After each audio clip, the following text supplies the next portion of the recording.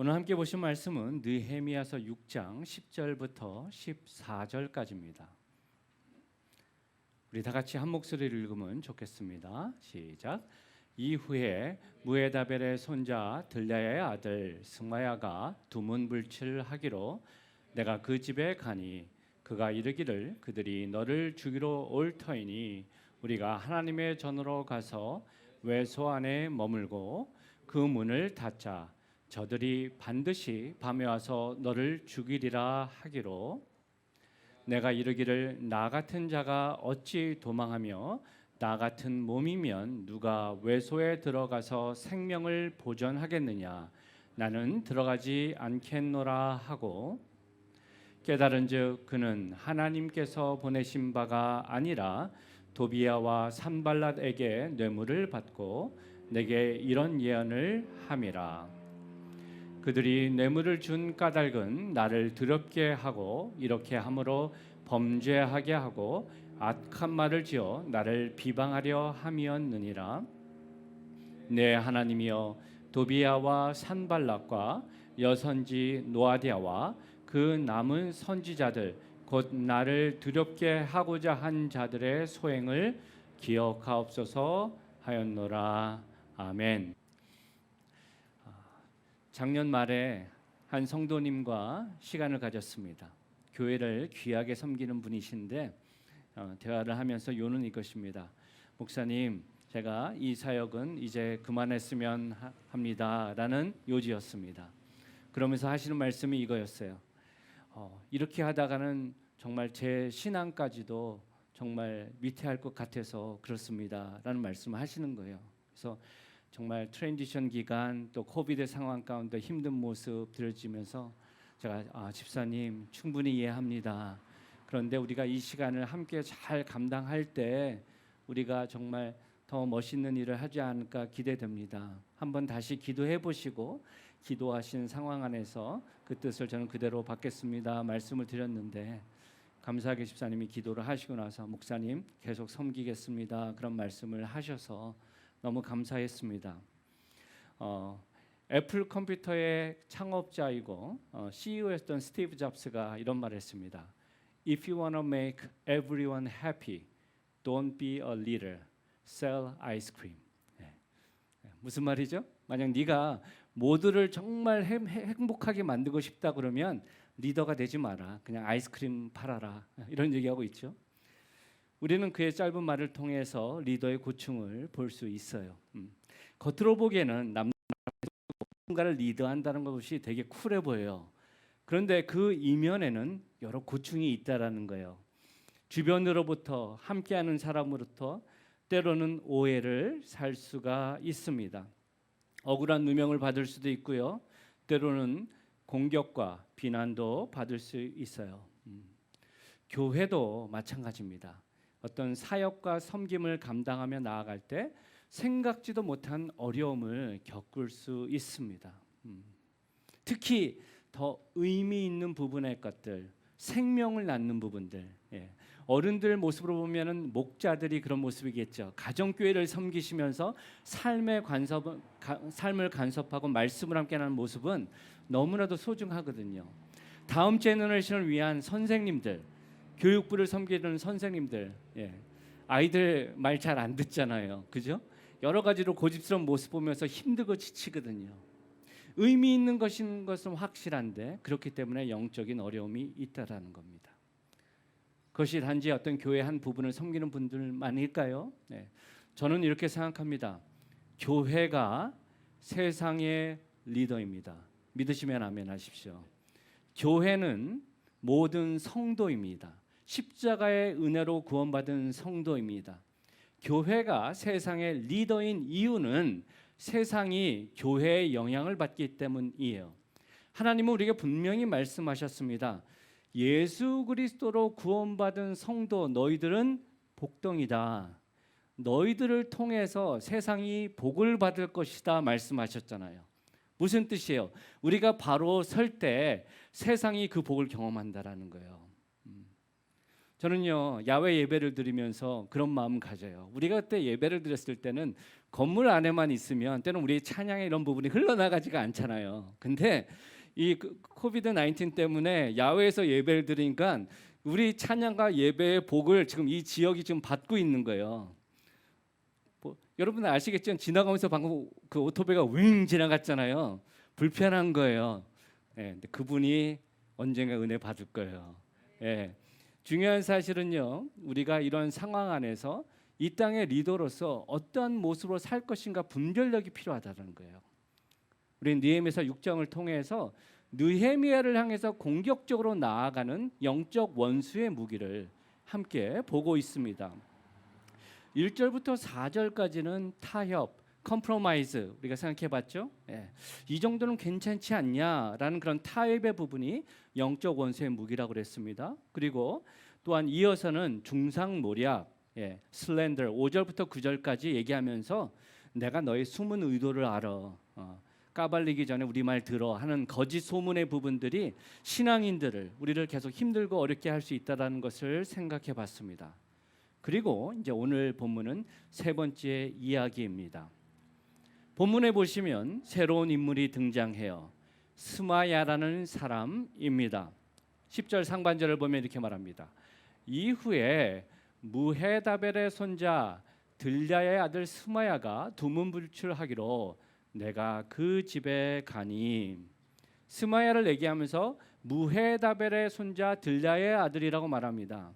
성경에서 이들의 이름은 이곳에만 나오고 있어요. 그래서 그들이 정확하게 어떠한 자인지는 알 수가 없는데 우리가 그들의 이름을 통해서 짐작할 수 있는 것은 그들이 종교계에 몸담고 있음을 우리가 짐작할 수 있다라는 거예요.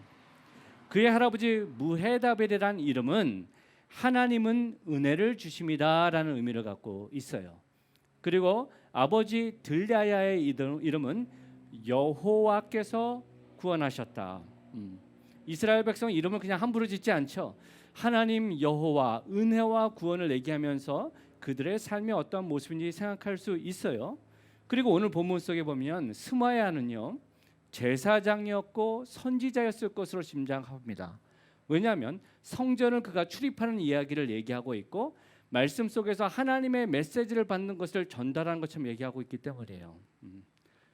그런 그가 지금 두문불출하고 있다라는 거예요. 그런 그를 느헤미야가 찾아갔습니다. 그리고 느헤미야가 찾아갔을 때 그가 한 말이 10절 하반절인데 이렇게 말합니다. 그가 이르기를 그들이 너를 죽이러 올 터이니 우리가 하나님의 전으로 가서 외소 안에 머물고 그 문을 닫자. 저들이 반드시 밤에 와서 너를 죽이리라 하기로. 그런 지금요 아주 긴박한 하나님의 메시지를 전하는 것처럼 말하고 있어요.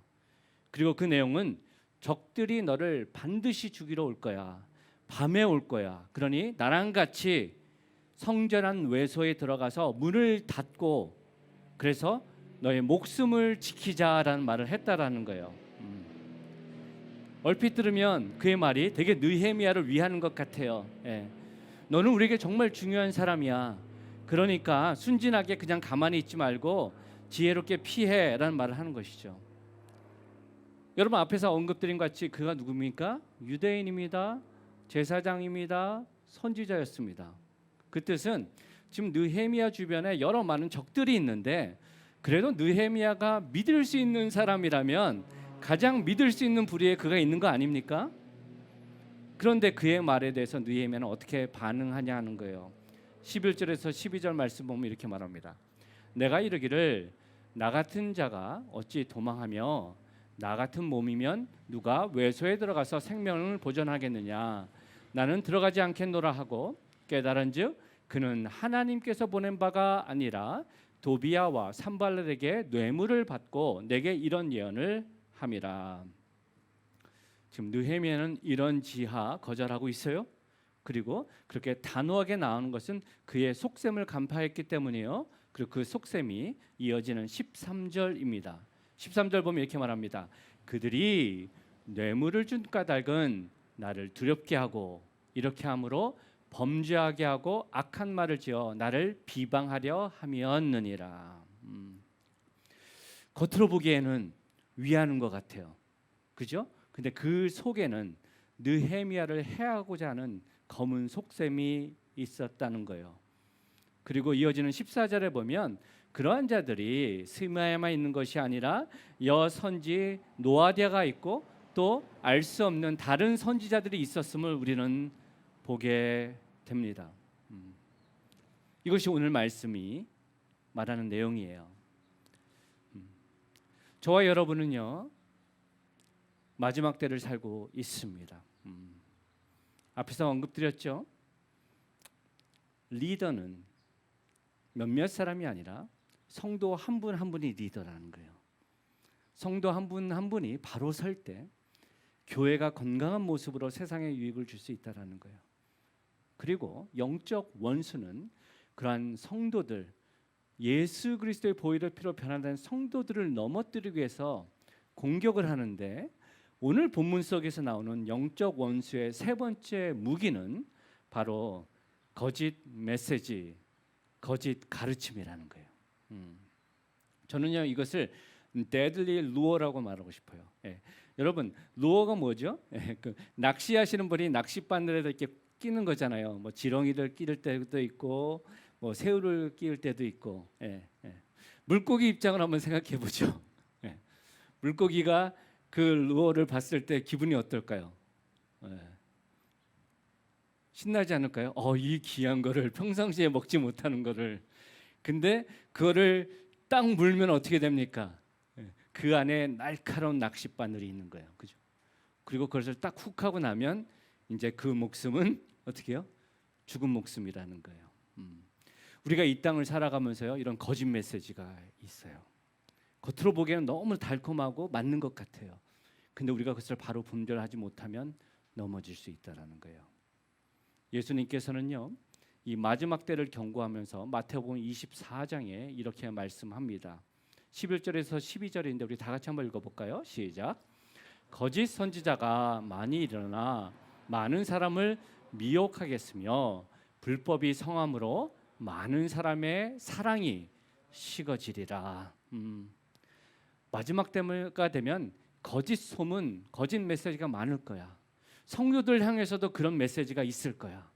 너희들이 그것을 바로 분별하지 못하면, 미혹되면 어떻게 해요? 하나님을 향한 뜨거운 사랑까지도 잃어버리는 변질된 모습으로 될 수 있다. 그렇기 때문에 깨어 있어야 한다라고 경고하시는 거예요. 우리가 이 땅을 살아가면서 기억해야 될 게 있어요. 성경을 얘기한다고 다 진리가 아니라는 거예요. 거짓 메시지가 있다라는 거예요. 성도로서 우리가 바로 서기 위해서는 진리를 바로 알고 거짓 메시지를 바로 분별을 할 수 있는 지혜가 필요하고, 저는 오늘 말씀을 통해서 그것을 바로 분별하는 지혜로운 질문 두 가지를 오늘 느헤미야의 모습을 통해서 함께 보고 삶에 적용하면 좋겠습니다. 첫 번째 우리가 던져야 될 질문은 이것입니다. 우리 다 같이 한번 읽어볼까요? 시작. 이것이 성경의 가르침과 일치하나? 예. 성경의 말씀, 율법과 바로 일치되는가라는 질문을 우리가 바로 던져야 돼요. 느헤미야는요 그 말을 들었을 때 율법, 하나님의 말씀을 기초로 해서 그걸 들었다라는 거예요. 네. 10절 하반절에 그 거짓 선지자가 어떻게 말합니까? 이렇게 말합니다. 우리가 하나님의 전으로 가서 외소 안에 머물고 그 문을 닫자. 저들이 반드시 밤에 와서 너를 죽이리라 하기로. 지금 그는요 두려움을 조장하고 있어요. 있지 않은 상황을 조장하고 있어요. 그래서 말하는 게 뭡니까? 하나님의 성전 외소로 가자. 그런데 여기서 말하는 외소, 헤칼은요 어디에 위치하냐면 성전 현관문과 지성소 사이에 위치한 성소를 구체적으로 말하는 거예요. 여러분 아시겠지만 성소 누가 들어갑니까? 제사장만 들어갈 수 있어요. 그렇죠? 일반인들은 들어갈 수 없다라는 거예요. 스모야는 이런 식으로 얘기했을지 몰라요. 당신은 위대한 인물이에요. 지금 아주 특별한 상황이에요. 이게 불법이긴 하지만 이런 상황에서 무마될 수 있을 거예요. 이런 식의 모습으로 느헤미야에게 말했을지 몰라요. 만약 느헤미야가 내가 이런 사람이지 뭐 이런 식으로 생각을 했다면 그것을 덥석 물었을지 몰라요. 그죠? 하지만 느헤미야는 그러지 않았다는 거예요. 그리고 그 근거가 바로 11절입니다. 11절을 보면 이렇게 말합니다. 내가 이르기를 나 같은 자가 어찌 도망하며 나 같은 몸으로 누가 외소에 들어가서 생명을 보존하겠느냐. 지금 이 말에는요, 느헤미야가 하나님의 말씀, 율법을 가지고 자기에게 비추고 있다는 것을 우리가 놓치지 말아야 돼요. 첫 번째 지금 느헤미야가 말한 건 이거예요. 나 같은 자가 어찌 도망하며. 여기서 말하는 나 같은 자는 나는 제사장이 아니다라는 거예요. 나 같은 자가 어떻게 거기로 들어갈 수 있느냐 말하고 있는 거예요. 민수기 18장에 여호와 하나님께서 아론과 그 아들들에게 이렇게 명하셨습니다. 18장 7절입니다. 우리 다 같이 한번 읽어볼까요? 시작. 너와 내 아들들은 제단과 휘장 안의 모든 일에 대하여 제사장의 직분을 지켜 섬기라. 내가 제사장의 직분을 너에게 선물로 주었은즉 거기 가까이 하는 외인은 죽임을 당할지니라. 무슨 말이에요? 하나님 특별히 구별하셨다는 거예요. 그 장소는 제사장에게만 허락하신 장소라는 거예요. 느헤미야는 하나님의 나라 재건 공동체로 해서 정말 위대하게 쓰임 받았죠. 하지만 그런 말 얘기했다는 겁니다. 나는 제사장이 아니다. 그렇기 때문에 내가 거기에 들어가는 것은 합당하지 않다라는 모습으로 말씀을 자기에 비춰봤다는 거예요. 두 번째 모습 보면요, 나 같은 몸이면 그러면서 누가 외소에 들어가서 생명을 보존하겠느냐. 여기서 아까는 나 같은 자라고 그랬고 이번엔 나 같은 어때요? 몸이라고 얘기하는 거예요. 여기서 우리가 한 가지 관심 있게 봐야 될 것은요, 그 고백에는 나는 거기에 들어가기에 합당하지 못하다는 고백이 있는 거예요. 고대 왕국에는요, 수많은 구테타와 반역이 있었어요. 그렇기 때문에 왕은 언제나 최측근에 있는 자들은요, 고자를 만들었어요. 느헤미야는 어떤 존재였죠? 술관원이라고 그랬죠. 그 뜻은 뭐냐면 신학자들이 봤을 때 그가 고자였을 확률이 높다라고 말하는 겁니다. 하나님의 말씀이 이렇게 지정해 주신다. 이거는 그때 시대적 상황의 부분에서 여러분들 이해하셔야 돼요. 어떤 하나님의 말씀은 시대의 상황에서 그것이 끝난 거가 있고 어떤 말씀은 계속 연장되는 부분이 있는데 이것은 그 시대의 말씀이라고 이해하셔야 돼요. 레위기 21장 17절에 보면 이렇게 말합니다. 아론에게 말하여 이르라. 누구든지 너희 자손 중에 대대로 육체에 흠이 있는 자는 그 하나님의 음식을 드리려고 가까이 오지 못할 것이니라. 신명기 23장 1절에 보면 이렇게 말합니다. 고안이 상한 자나 음경이 잘린 자는 여호와의 총회에 들어오지 못하리라. 느헤미야는요, 철저하게 하나님의 말씀에 기초로 해서 스메아의 말을 살폈다라는 거예요. 내가 이런 사람인데라고 생각하면서 말씀에 예외를 적용하지 않았다라는 거예요. 자신의 위치, 자신이 해야 할 것과 할 수 없는 것에 대한 바른 분별력이 있었어요. 그럴 때 그 deadly lure, 정말 치명적인 유혹, 미끼를 그가 물지 않았다는 겁니다. 여러분, 위대한 신앙으로 나아가는 것이 이런 분별력이 필요해요. 자신이 서 있는 그 자리, 그분을 돌아보는 거예요. 위대하게 쓰임받은 주님의 귀한 종, 그리고 끝까지 변질되지 않은 주님의 종들에 보면 공통점이 있는데 바로 그런 이거는 하나님의 자리, 이것은 내 자리라는 것을 바로 알고 그 자리에서 묵묵히 감당했다라는 거예요. 여러분, 다윗을 한번 생각해 보세요. 다윗만큼 하나님을 사랑하고 하나님의 나라를 위해서 열심을 한 자도 그렇게 많지 않잖아요, 그죠? 그리고 다윗이 정말 하고 싶은 것이 있었어요. 그래서 뭐냐면 하나님의 그 거하시는 그 성전을 그 어떤 것과도 비교할 수 없는 최고의 것으로 올려드리고 싶은 게 다윗의 마음이었어요, 그죠? 그런데 역대상 17장에 보면 하나님의 말씀이 나단 선지자에게 임하죠. 그리고 하나님의 메시지는 뭡니까?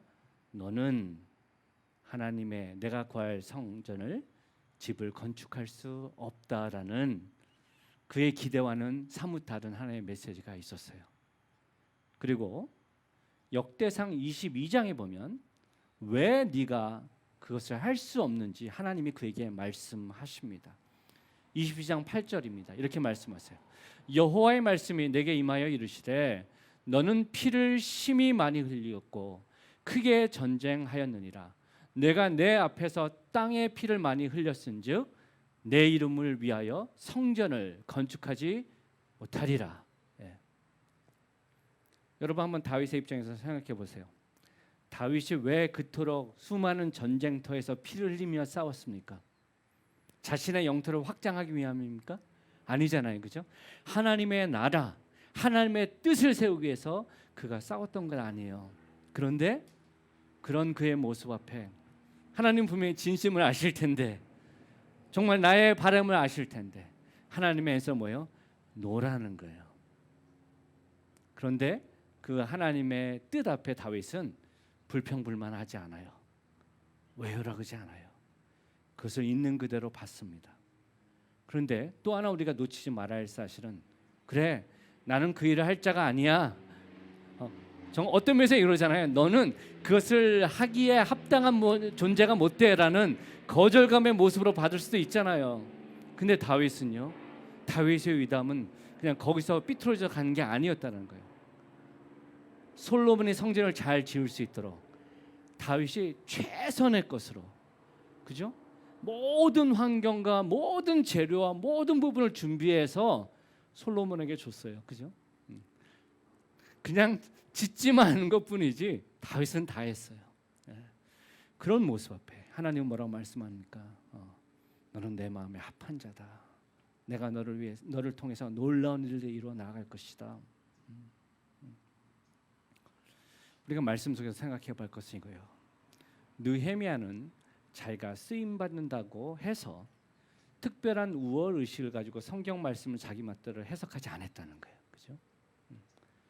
말씀 그대로로 자기에게 적용을 했고, 그대로 적용을 했을 때 그런 바른 분별력이 있었고, 그 거짓 속임수와 같은 그 데들리 루어를 그가 물지 않았다는 겁니다. 요즘은요, 정말 어떤 면에서는 지켜야 될 선 이런 부분들이 정말 흐려진 것 같아요. 아마 여러분 뉴스에서 이런 부분 들으신 분들 있을 거예요. 레이디 가가라는 가수가 동성연애자를 위해서 내가 목사가 되겠다는 메시지를 던지면서 사람들이 막 흥분했었죠. 요즘은요, 뭐 자기가 하고 싶으면 다 할 수 있는 것 같아요. 남자가 여자가 되기도 하고 여자가 남자가 되기도 하고, 자기가 원하면 다 할 수 있다고 생각해요. 자유라고 얘기를 해요. 하지만 질서의 하나님은요, 우리에게 너희가 그 안에 있을 때 행복하고 안전하다고 말씀하시는 거예요. 신앙의 부분도 마찬가지입니다. 뜨거운 열정으로 섬기는 것 중요합니다. 하지만 또한 한편으로 서로가 지켜야 할 도리를 바로 지키며 말씀 바르며 나아갈 때 그 공동체가 더 건강하게 펑션을 할 수 있다는 거예요. 이것은 차별을 말하는 것이 아닙니다. 손이 손의 역할을 할 때 제일 잘할 수 있어요. 그죠? 손이 아플 때 발이 손의 역할을 대신할 수는 있어요. 근데 그것이 최선이 아니라는 거예요. 우리가 하나님 앞에 나아갈 때 말씀 앞에 정직하게 그 우리의 모습을 보면 좋겠어요. 그리고 있는 자리에서 최선의 모습으로 감당하며 나아갈 때 그런 데들리 루어를 삼키지 않고 더 건강한 모습으로 설 줄 믿습니다. 두 번째로 오늘의 사건을 통해서 정말 우리를 삼키고자 하는 그 데들리 루어, 거짓 메시지를 우리가 바로 분별할 수 있는 지혜로운 질문은 이것이에요. 이것의 열매가 무엇인가라는 걸 말하는 거예요. 겉으로 보기엔 되게 좋은 것 같은데 그 열매가 무엇인가라는 질문을 가져야 된다는 거예요. 이것이 정말 화합과 기쁨을 위한 것인가, 아니면 파괴와 수치의 이야기인가라는 것을 생각해 봐야 되는 거예요. 아무로 우리가 보통 들어봤을 때 좋은 얘기인 것 같고 정당한 것 같지만 그것의 열매가 바르지 못하다면 질문을 던질 수 있어야 된다라는 거예요. 오늘 14절의 말씀을 다시 보면 느헤미야는 이렇게 말합니다. 네, 하나님이여, 도비야와 산발락과 여선지 노야다와 그 남은 선지자들 곧 나를 두렵게 하고자 한 자들의 소행을 기억하옵소서 하였노라. 지금 느헤미야는 기도로 나아갑니다. 6번째 기도를 지금 그가 하고 있어요. 아주 짧지만 지난주에 우리가 함께 했던 9절의 메시지 기도는 5번째 기도인데 그 기도는 뭐였죠? 주여 내 손을 힘있게 하옵소서. 그 기도와는 또 반대되는 거예요. 지난주의 기도는 주님 내게 능력을 주십시오. 내 손에 힘을 주셔서 그래서 영적 전쟁을 내가 잘 감당할 수 있도록 나에게 맡겨진 일을 끝까지 잘 감당할 수 있도록 주님 내게 능력을 주시옵소서의 기도였다면 지금 6번째 기도는 뭐냐면 주님 당신께 의탁합니다라는 거예요. 기억하옵소서의 의미가 바로 이거예요. 그냥 주님 잊지 마시옵소서의 부분으로 끝나는 것이 아니라 하나님 당신의 공의로운 손에 맡깁니다. 하나님 당신의 공의로운 심판으로 그들을 멸하여 주시옵소서라는 간청의 기도라는 겁니다. 그리고 그 근거는 나를 두렵게 한 자의 소행이라는 거예요. 그리고 그 구체적인 것이 13절의 말씀입니다. 13절 이렇게 말하죠. 그들이 뇌물을 준 까닭은 나를 어떻게 해요? 두렵게 하고 이렇게 함으로 범죄하게 하고 악한 말을 지어 나를 비방하려 함이었느니라. 그 대상은 도비야와 산발락뿐만 아니라 스마야와 여선지 노야다와 여러 기록되지 않은 거짓 선지자를 두고 그가 얘기하고 있다라는 거예요. 공통점 뭐예요? 의로운 척, 위하는 척 하고 있다라는 거예요. 겉으로 보기에는 이것이 좋은 것처럼 보여집니다. 그래서 분별하기 힘듭니다. 하지만 느헤미야는 그것을 하나님께 데려놓으면서 나아가는데 그 근거가 뭐냐면 열매를 두고 얘기했다는 거예요. 두렵게 만들고 범죄하게 해서 악한 말을 하면서 나를 비방하게 하고자 하는 것이다. 겉으로 보기에는 그런 근거를 얘기하자 하나님의 일을 하는 것에서 지금 방해되는 모습으로 나아가고 있다라는 거예요. 이런 말이 있잖아요, 여러분. 진짜 같은 가짜. 진짜 같은 가짜는요, 보통 사람 눈에는 구별하기 어려워요. 근데 그것이 진짜인지 가짜인지 구별할 수 있는 사람이 있어요.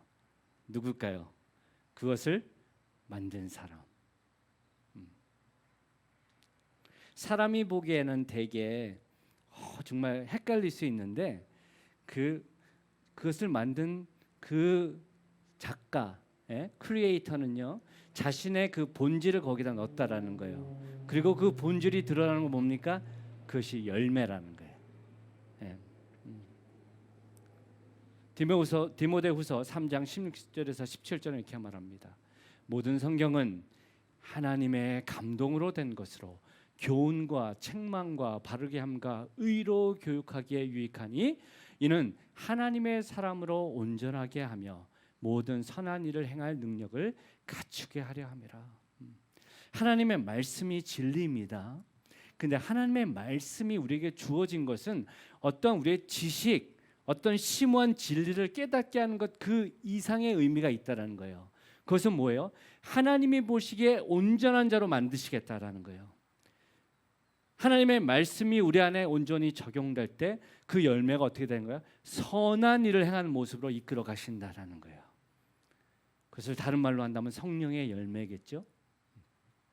갈라디아서 5장 22절에서 23절입니다. 우리 다 같이 한번 읽어보겠습니다. 시작. 오직 성령의 열매는 사랑과 희락과 화평과 오래 참음과 자비와 양선과 충성과 온유와 절제니 이 같은 것을 금지할 법이 없느니라. 사랑의 열매는 하면서 얘기하고 계시는데 그 열매가 이렇게 다양하게 있다라는 표현이 아니라 열매는 하나인데 그 성격이 지금 이렇게 다양한 모습이 있다라는 거예요. 그리고 그 열매의 특징이 뭐냐면요, 건강한 관계를 세워 나간다라는 거예요. 그죠?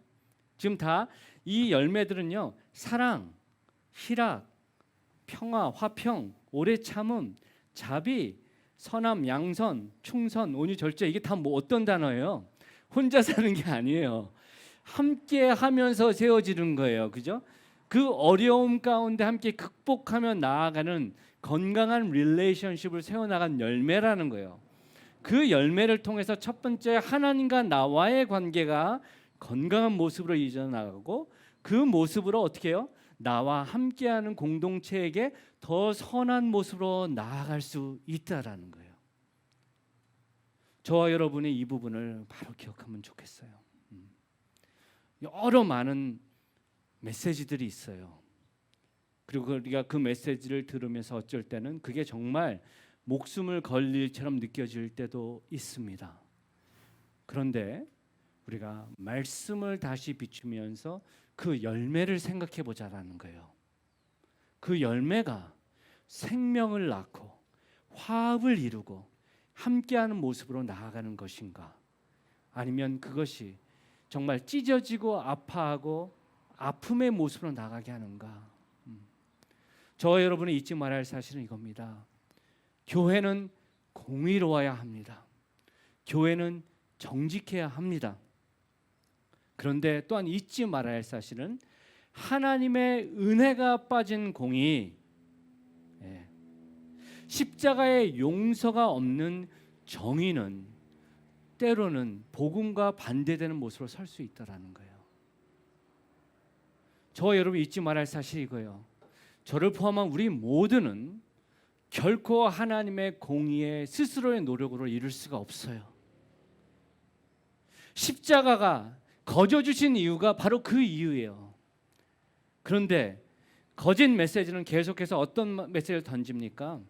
이것이 너무나도 귀한 일이기 때문에 거기에 해당하는 너의 수고와 애씀을 계속 요구한다라는 거예요.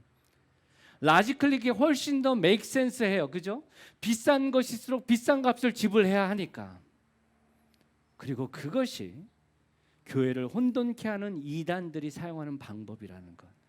꼭 이단의 메시지가 정말 얼토당토한 부분들이 아니라 성경을 얘기하고 진리를 얘기하는 것 같지만 결국은 그 안에 탐심과 욕심과 어려움의 부분들로 나가게 한다는 것. 제가 신앙생활을 하면서 정말 안타깝게 기억되는 한 장로님이 계십니다. 누구보다도 열심히 있는 장로님이셨어요. 선교지에 가셔서도 정말 수고를 애쓰시는 그런 장로님이셨어요. 그런데 그 장로님께서 언제부턴가 얼굴에 미소가 빠지시기 시작하는 거예요.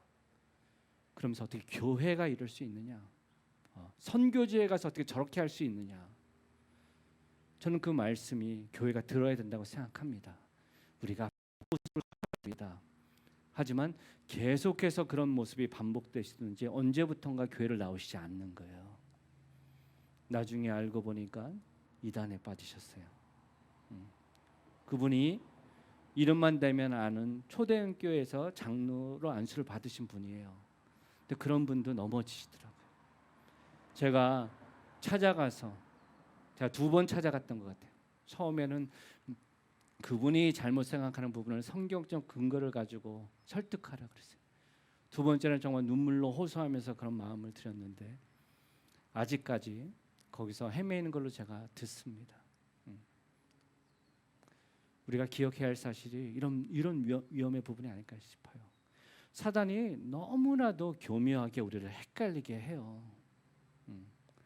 나의 정의, 나의 의, 나의 열심의 부분들을 계속해서 나가는 모습이 되고 그것이 자칫 십자가의 메시지, 복음의 메시지가 아닌 그것에 더욱더 치중하는 모습이 될 때 때로는 우리가 생각하지 못한 모습의 열매들로 갈 수 있는 위험이 저를 포함한 우리 모두의 주변에 있다라는 것을 꼭 기억하면 좋겠습니다.